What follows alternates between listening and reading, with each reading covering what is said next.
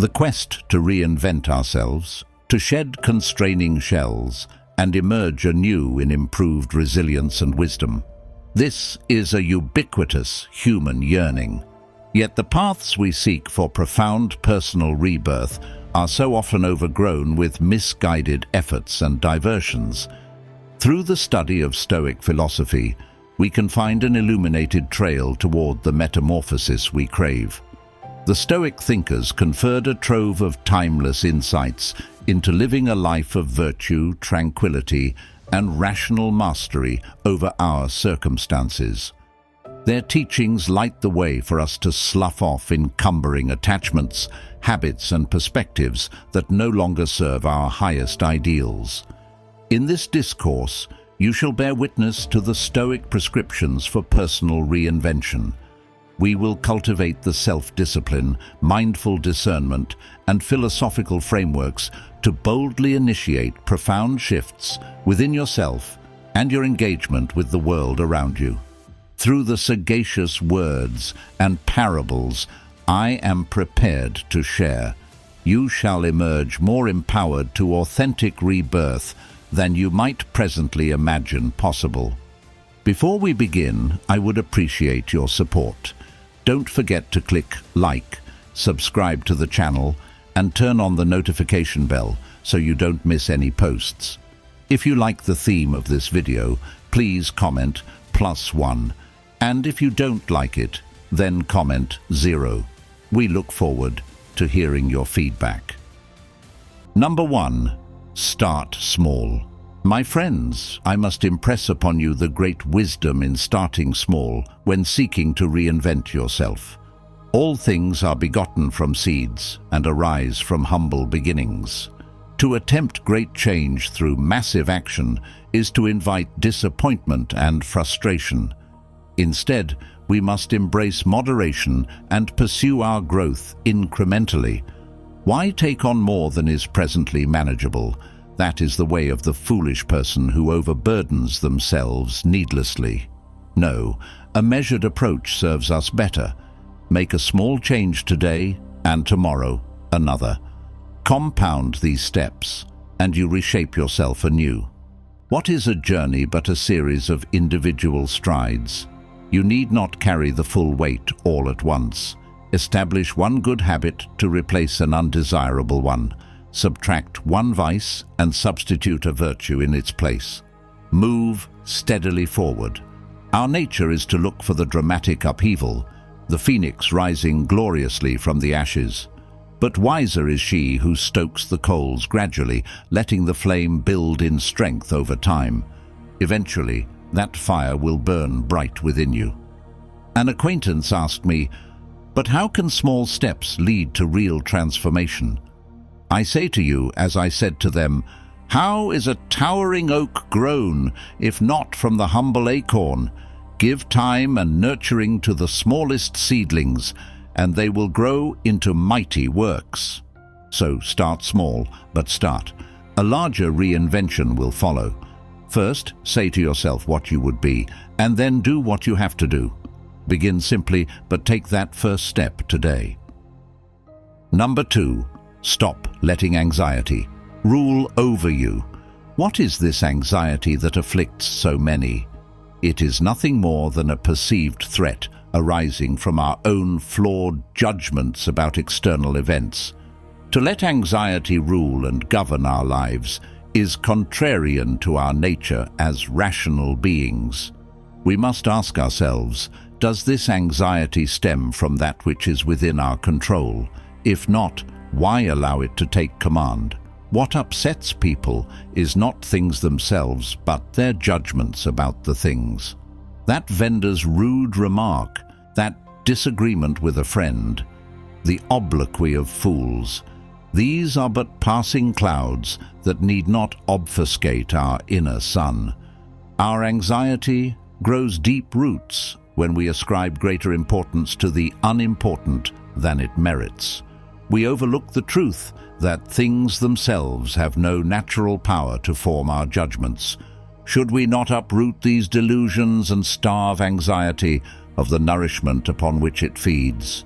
I hear you cry, But how are we to carry this banner against anxious thoughts and impressions? They descend upon us unbidden. Here then are a few precepts. Pause and seek the source. Is this anxiety rational and within your control? If not, release the notion, detach it, and replace it with one grounded in your virtues and values. Ask, will this matter in a year's time? The answer is likely no. Yet we imbue insignificances with authority to mold our lives. There is no person so harried that peace of mind cannot still an entrance if they make room for it. Make room for peace by challenging preconceived notions and false impressions. Starve anxiety of what it craves. Misguided judgment about external events. Number 3. Create a routine. If one hopes to live a life of virtue and reinvent oneself in accordance with reason, a coherent philosophical routine is essential. As water carves valleys through steady, gentle currents over time, so too do the flowing habits we establish gradually shape our character. Why do we struggle to manifest our ideals? Because we fail to install the rituals, customs, and practices that prime our minds each day for the work demanded of us. Scattered efforts will only ever achieve scattered results. No, we require framework and structure to point our gaze in a directed manner. For many, the filter has been rendered inert because no routine has been established for drinking it. Let this not be the case for you. Establish routines of morning meditation, journaling, and study of philosophy.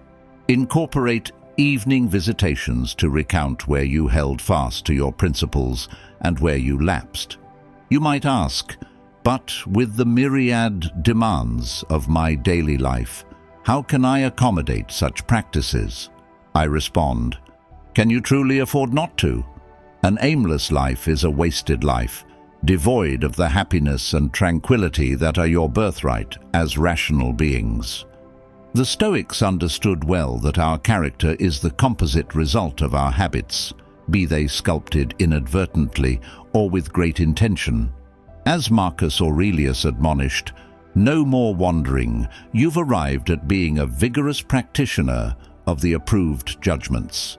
With routines of reflection, recentering, and study installed, you will cease being ungrounded and bouncing rudderless from distraction to distraction. So commit to the work. Establish daily customs that honor your intentions and values. Where there is routine, there is character formed. And in that, you reinvent what matters most. Number 4. Give yourself the order. There is a core edict in our philosophy that unlocks the path to reinventing oneself. Master what is within your control and remove your gaze from what is not. To focus elsewhere is to sow the seeds of anguish and disquiet within your soul. The dichotomy of control separates the world into two spheres: the internal realm of our judgments, intentions, desires, and actions which we alone dictate, and the external domain of all else occurring beyond our influence. How much strife and suffering we could eliminate if we grasped this distinction fully. But how does one give themselves the order? It begins with piercing self-awareness. Identify what factors in your life actually lie within your power to direct. Your opinions, your responses, your principles, your reason. These you must claim dominion over absolutely if you wish to craft a new self. From there, we turn to the external, reputations, fortune, circumstance, and the decisions and behaviors of others. These you cannot control, so release them. As Epictetus taught, make the best use of what is in your power and take the rest as it happens. Free yourself from what you cannot govern. This is where our focus for improvement must live and breathe. In that sphere, we alone control as citadels of our own guiding judgments. As Marcus Aurelius reminds us, our life is what our thoughts make it. Transform your intentional judgments and reactions, and you reorient your entire lived existence. Give yourself the order to no longer be pulled asunder by external events and the insanity of chasing the uncontrollable. Center your energies inward on reforming your mind through judgment and action, for there, and only there, can you steer your life's course anew. Number 5. Free up precious resources. If you wish to undertake the great labor of reinventing yourself, you must first clear away the burdensome clutter weighing you down. We are plagued by excess of possession, of indulgence, of frivolous distraction. To the Stoics, these represented shackles enslaving us to the non-essential. Consider your stocks of time, energy, and attention as precious and finite pools from which you must judiciously draw. How much have you mindlessly squandered on hollow pursuits providing no sustenance? Identifying and jettisoning these inessential drains is crucial for marshalling your resources toward true self-cultivation. You might protest, but how am I to discern the vital from the superfluous in my routines and habits? To this I say, that which moves you towards virtue is essential. That which represents vice, idle leisure, or comforts your current stagnant condition, eliminate it. If what is useless and unnecessary consumes a great part of one's life, life itself is rendered useless and unnecessary. Could any truth sting sharper? We trade our invaluable inner resources for trivialities, forfeiting chances to dedicate our souls toward becoming indelible forces of reason and right action. Imagine how your reinvention might amplify if you cleared away just half of life's self-imposed clutter and redirected that reclaimed time, energy, and focus. No longer would you bemoan a lack of opportunity for growth, for you'd have abundantly created it yourself. Let this be your mantra: eliminate, subtract, simplify. Forfeit hollow possessions and commitments leaching your vitality. A decluttered mind is a formidable vessel for progress. Set yourself free for the service of yourself. Liberate your most precious inner resources for the true work of personal reinvention. Number 6. Do something difficult. We must strengthen our character through intentional practice and self-imposed challenge, just as we strengthen our physical form through exercise. The Stoics understood this well, which is why they embraced ascetic training exercises designed to build fortitude and overcome human frailties. For how can you reinvent yourself if you remain shackled to your former tendencies and weaknesses? You cannot simply wish them away through affirmation. Like ill-formed habits, they must be consciously identified and then supplanted through doing what is difficult. I prescribe this. Begin with small burdens you elect to bear. Go on a day's journey on foot rather than riding. Abstain from pleasurable indulgences you're accustomed to having. Endure inclement weather unshielded. Interact with someone you find insufferable. Over time, the scope and severity of these difficulties. Why subject myself to such intentional discomfort?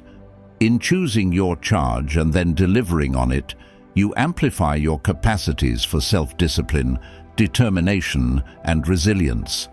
You affirm your ability to draw from your wellspring of rational control over your impulses and reactions. First, say to yourself what you would be, and then do what you have to do. To reinvent yourself requires shedding your former, unoptimized patterns. Like a Marine turned raw recruit, you must strip away your conditioned complacencies and habituate new fortitudes. Do not merely aspire to your idealized self. Train your mind and begin for that new identity by choosing what is difficult over what is easy. For in that intentional refiner's fire, you reforge the stronger version of you that awaits unveiling. Number 7. Associate with people who make you better. In your journey of perpetual reinvention and growth, carefully consider the company you keep. Like colors from dye, we absorb the hues and shades cast by those surrounding us. Therefore, we must be both assiduous and judicious in choosing the influences we welcome into our sphere. The Stoics firmly prescribed keeping virtuous companions as counsel and modeling conduct worthy of emulation. Their reasoning was astute. How can we aspire to moral and philosophical heights while breathing the stale air of complacency and vice? A life of tranquility and self-mastery is not nourished by raucous associations perpetually challenging our reason. You may protest, but where might I find such people who can elevate my pursuits? I respond, they are there if you simply adjust your vision and aims.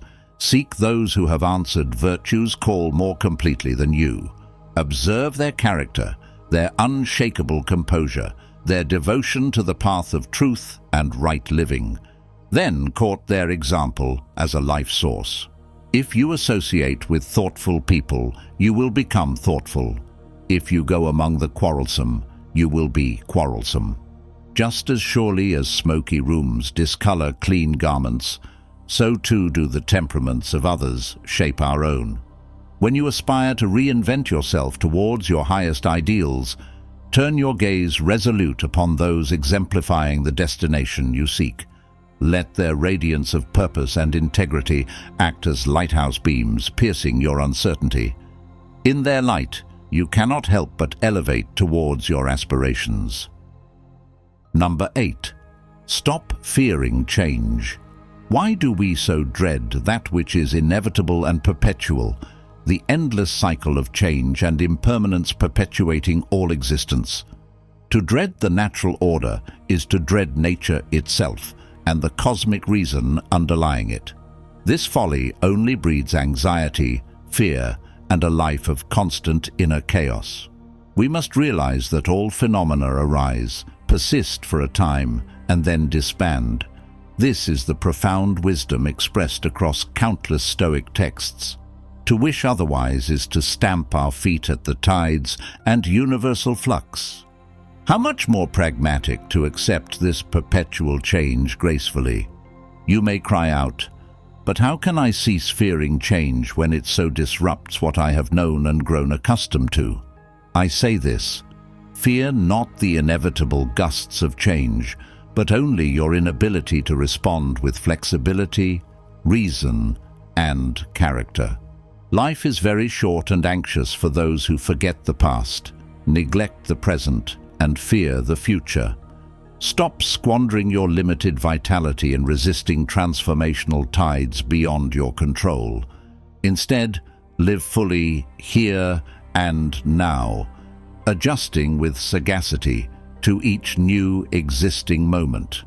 In facing uncertainty with level-headedness and moral constancy, you affirm your own philosophic unconquerability. To paraphrase Marcus Aurelius, what resources nature has given us for preserving our autonomous reasoning faculty from being warped? You cannot halt the revolution of circumstances, but you can refuse to permit your mind to abandon its virtues amidst life's natural undulations. So fear no more the guaranteed metamorphosis of your life's landscapes, for through that fluidity you are granted the blessing of perpetually reinventing your existence afresh. That which changes in you should be celebrated, not scorned. Number 9. Say no to the inessential. If you wish to steer your life in accordance with reason and direct your reinvention efforts wisely, you must cultivate the art of discernment. Learn to distinguish the essential from the inessential, separating what deserves your time and vitality from what represents mere ephemeral distraction. We waste precious energy attending to the inconsequential while forsaking that which is truly indispensable to living a life of tranquil virtue. How many have you observed ensnaring themselves in capricious pursuits and fleeting trifles? Their days are feasted upon by minutiae, as sustenance for the soul is dismissed as non-essential. You must develop a finer filter for what merits your focus. Scrutinize each pursuit, each commitment, each must on your ledger through an uncompromising lens. If it does not nourish you in some vital way, or represent a facet of your rational self-actualization, cast it off without hesitation or remorse. There is only one way to happiness, and that is in making yourself conform with nature. And by nature, our reasonable judgments must precede action to harmonize our existence with the paths of rectitude. You may ask, but how do I know what represents the essential versus the superfluous in my affairs? I urge you to invoke this criterion, that which cultivates your mastery over the cardinal virtues, that which forges you into an elevated edition of your composed and rational self, that which quiets rather than enslaves your mind. These and these alone are worth enshrining in the sacred liturgy of your finite existence. Life is a perpetual process of rebirth through discernment. Let inessential preoccupations fall away with ease, for in their unveiling awaits your truer purpose. Number 10. Come back to rhythm. In our perpetual quest to reinvent ourselves and live life according to reason, we must be cautious of straying too far from nature's intrinsic cadences. For we are but components of a grand orchestrated cosmos, with our own cycles and patterns mirroring the immutable laws and rhythms of the universe itself. How can we expect to achieve true consonance if we do not align our personal renaissance with these overarching natural harmonies? We run the risk of fighting against the natural flow, akin to a reckless sailor vainly attempting to beat against the prevailing tides and winds. No, a wiser approach is to consciously resynchronize our habits, our ideals, and our aspirations to the cosmic dance propelling all of existence. Just as the moon waxes and wanes, just as seasons rise and turn in their perpetual sequence, so too must we honor the rhythmic ebbs and flows indigenous to our own human natures. The universe is change. Our life is what our thoughts make it. To reinvent ourselves completely anew, without consulting and contouring to the natural patterns woven through reality, is to engage in a discordant rebellion against the rational world order. But what are these organic rhythms and tempos I should attune myself to? Observe the macrocosmic cycles and mimic their miniature reflections. Engage in periodic periods of recuperation, introspection and recalibration before surging forth again, refreshed. Conform to nature's great song as it echoes through your individualized verse. For only through this harmonization can you truly flower into the most empowered conception of your philosophic self, resonating with the syncopations of an ancient, ineffable choreography. We recap the pathways we have traversed together towards the reinvention of your philosophic self. We have girded our minds against the tyranny of anxiety and fear of change. We have explored the essentiality of discriminating the vital from the trivial, shedding inessential burdens to reclaim precious resources. Our reason has been anchored to the natural rhythms pulsing through the cosmos. Most importantly, we've studied how to harmonize our judgments, routines, associations and actions so that they resonate with the unyielding cadence of virtue. To stray from these precepts is to forfeit the life of tranquility and ever-evolving wisdom that beckons to each of us. So let this be the commencement of your personal renaissance, not the culmination. Engage with this message, share its insights with those who may benefit, and continue interrogating how you might become an increasingly empowered iteration of your most rational, ethical self. For in that perpetual labor lies the path to a life genuinely well lived.